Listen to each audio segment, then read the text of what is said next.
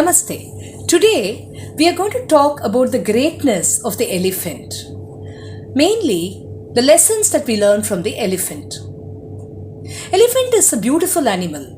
That is why whether it's a young child or an old person, everyone is attracted by the elephant. Once you know that it is coming on the road or you're going to see it, people stop, look at it. They're awestruck, they're so happy to see it, and then they leave. Such is the greatness of the elephant. First, let us pray to Lord Ganesha, the remover of obstacles. God chose the face of an elephant because of its greatness. So our humble prayers and pranams at the lotus feet of Lord Ganesha.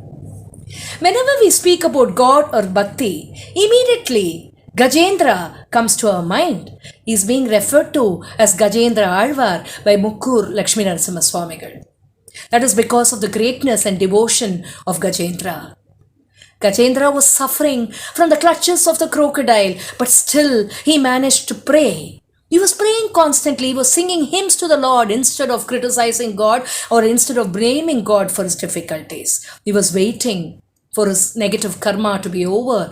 He was crying because of pain, but still, despite the fact that he was suffering, he was praying to God. He said, "You're the creator.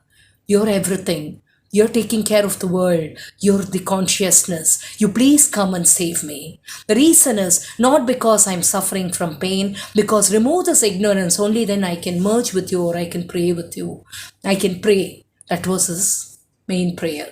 He was offering obeisance at the feet of the Lord. Lord Vishnu came and rescued. I'm reminded of Purandaradasa's song, in Irai Rangana, in which there is a reference to God who saved the elephant. This shows the greatness of Lord Vishnu and also Gajendra. Gajendra has taught us what Bakthi is, how to be devoted to God in spite of the fact that we are suffering. All of us have been going through suffering period for the last 1.5 years. But at the same time, if you're able to hold on to God and pray, the things will definitely improve. That is what he is trying to teach us. Similar to Gajendra, there was another elephant which was called Keshavan. It was part of the Guruvayurappan temple. It was fasting on Ekadashi day, showing us how to control our senses. It was an example. Keshavan used to lift Guruvayurappa. Before that, he had to run a race and come first and then do this. He was doing it constantly, year after year. There was one year when he was not able to do it because of old age, and that was the time when he felt very bad and even showed that he wanted to lift God. He did his work.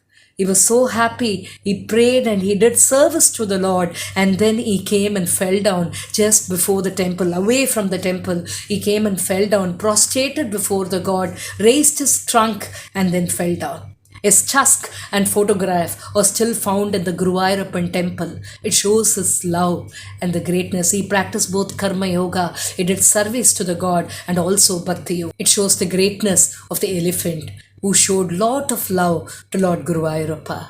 Even today, they are having a special function in his memory where another elephant brings a garland and puts it on a statue. And also Pancharatna Kritis are being sung on that day in memory of Keshavan. Sai Geeta, a beautiful elephant at Puttaparthi.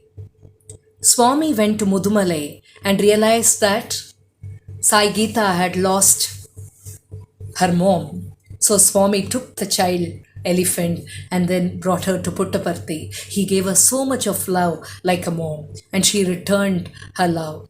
She was so grateful. She returned his love. And she was always very friendly with everyone. She wanted to see Swami. She wanted to garland him. She took Pada Namaskar several times, which was so difficult for others. She had that gift. Once, when Swami was leaving, going out somewhere at 11:30 in the morning, she came running and she stopped the car and made him get down. She spoke to him, she cried, she pleaded with him. Only then people realized that all that she was trying to do is she was stopping him from going to Bangalore, to Vrindavan. She said, please don't go, you have to be with me. And Swami condescended to that and he postponed his trip. This shows the greatness. When Sai Geeta passed away, Swami said, she said she cannot live without me. If I go away, if I'm not in physical form, she said she won't be alive. That is why she left early. She left much earlier than Swami because of that. And Swami ensured that her final rites are taking place when he is around. He was there till the very end.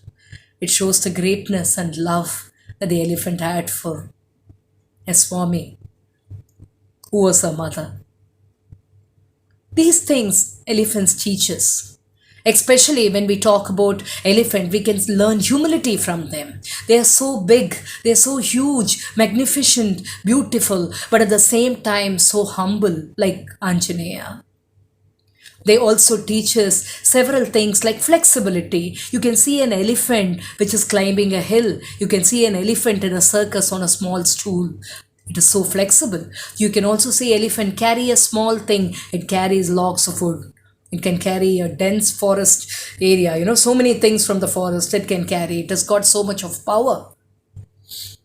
Not only that, it reminds me of Bhagavad Gita and Krishna, in which Krishna says, whenever you offer me anything, be it a fruit or leaf or flower or whatever, I take it with love. I'm so happy to have it if you're going to give it to me with love and devotion. Similarly, even if you give it one plantain with love, it will consume, even though the need of an elephant is much more than that. It is used to eating a big heap of bananas, but at the same time, it accepts everything with equanimity and love. There was another elephant called Airavatam, Indra's elephant, which emerged from the Shirapi or the Parkadal, as we say in Tamil. It is so white and beautiful like the Kailash Parvata. And also, it did a lot of service to Indra. It reared the daughter of Indra, Devane, who later became the consort of Lord Muruga. It raised her in a beautiful way. Airavata, he was able to even make clouds. He had a lot of other powers. And he was excellent in Bakthi too. In the Swamimalai temple, we have a statue of Airavata because of his devotion. It seems Lord Muruga mounted on that. He was going around for some time. There is a temple of Airavateshwarar, where Airavatam has played to Shiva. And so in the Linga, you can see an impression of the Airavata.